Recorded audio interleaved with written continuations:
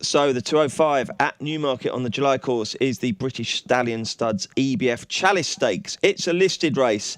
And Frank, you only really need to read out the favourite, but you better give people a little bit of a fuller show. Isabel de Urbina is 4-1 favourite. To Eternity 5-1. Singer Song and Pleasant Surprise 7-1. Apthea 8-1. You're Kidding and Ebbsbourne 10-1, and we're 12-1 bar. Who'd you fancy, G-Rod?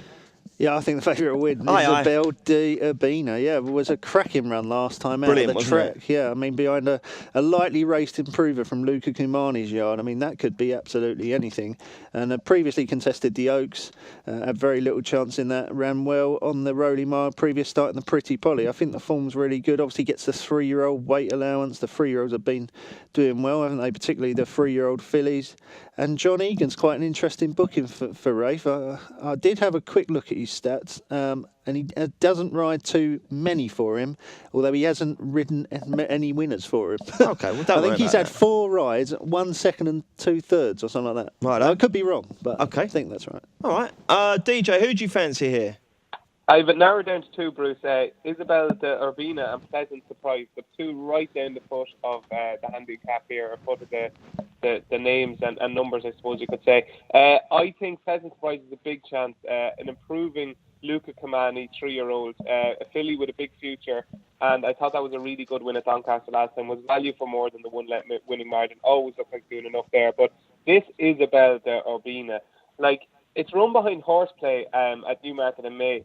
That was really, really eye-catching in the Pretty Polly. I thought that day, I was like, God, this could be a little bit of a star. And then the last day, to produce that performance after running in the Oaks, I thought it was a terrific display. I really did. And I'd imagine, typical race fashion, I'd say a softly approach. And I think you're only going to see the best of Isabel de Urbina from now to the end of the season. I think she'll win, Bruce. Jolly good. I love this. Frank, who do you like?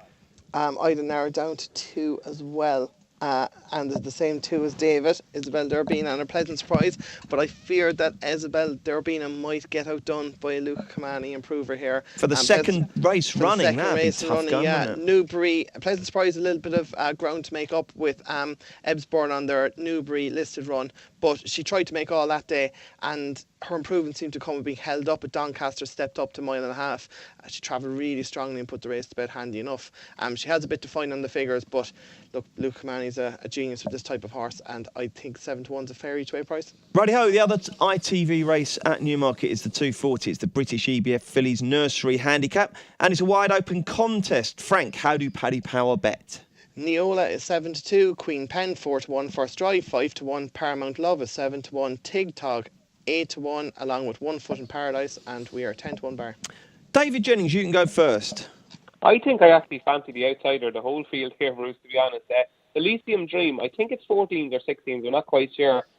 You can completely put a line through its run the last time behind Tangled Web at Newmarket, because it got involved and was always in the wrong position and got caught trapped out wide, and then got a little bit buffeted about a bit and never really got into it. But I think its form prior to that stands up really well, so it does, because it was 5th in the Chesham behind September, Nialetti, Massar.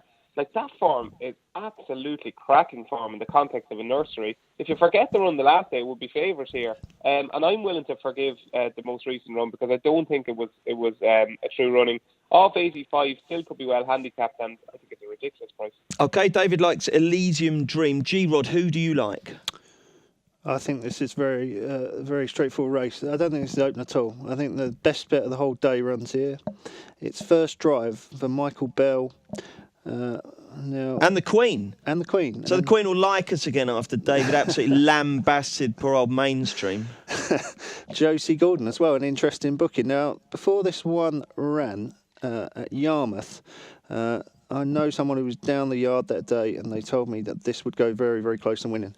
And it did. I think it lost out by a half length or a short head or something, a second. It was a cracking run. And I know that Michael Bell's always come on massively for a run. So, of course, next time out at Kempton, I absolutely loaded up on it. I thought, well, the words were that this was one of his better 2-year-olds. This will definitely come on for the run and win at Kempton. So I smashed it, went off 4-5, and it got the run of the race in front. and I just do not know what happened in the straight. It just stopped. It just almost. I mean, it looked like it was going to win by a mile, and then when he pressed the button, there was nothing there. It just stopped as if completely cut out. Now, obviously, that wasn't the horse's true form. Bounced right back last time at Nottingham. Stayed on really strongly to get up near the line, and Did you back him? No, of course, missed him. But near the line, ducked away to the left. Now, that's my only concern, is the fact that he cut out at Kempton. Her, anyway, it's a filly. Sorry. That's my fault. She cut out at Kempton and she hung badly left towards the finish. But she's got loads of ability, this horse. And she's running off here, 8 stone 5 in a nursery. I mean, if she doesn't win this, I'll be so disappointed. Really? You're going to be smashing her up? Yeah? I will, but if she loses, she's going to turn into one of those horses that I always get wrong, isn't she? You know, having missed her at odds on and then missed her last time. Okay. Frank, are you seeing this race nice and clearly? Yeah, I think I do, but the lads put me off a small bit. I know I put it up in the Super Sprint at Newbury, where 5 was probably a bit on the sharp side for her, but 1 Foot in Paradise, I thought a mark of 73 looked very lenient. She ran well at Salisbury the time before, beaten to quarter length by VJ, went on and won again ahead of the time after. And even if you go to the Yarmouth race before that, on fast ground, which she probably prefers cut, she wasn't too far behind Viscount Loftus and 1 Minute, who were both 1 Minute went to York and won there a couple of weeks ago. So that's quite decent form. And she's running off 73. She's running right down the bottom. Luke Morris rides, and this is about 10-1 again, and I think it's worth an each way bet. Stable's in form. It had a 50-1 winner at Yarmouth last week, didn't it? Yeah, it's had as a joke. had another winner as well in Nottingham as well last week. So.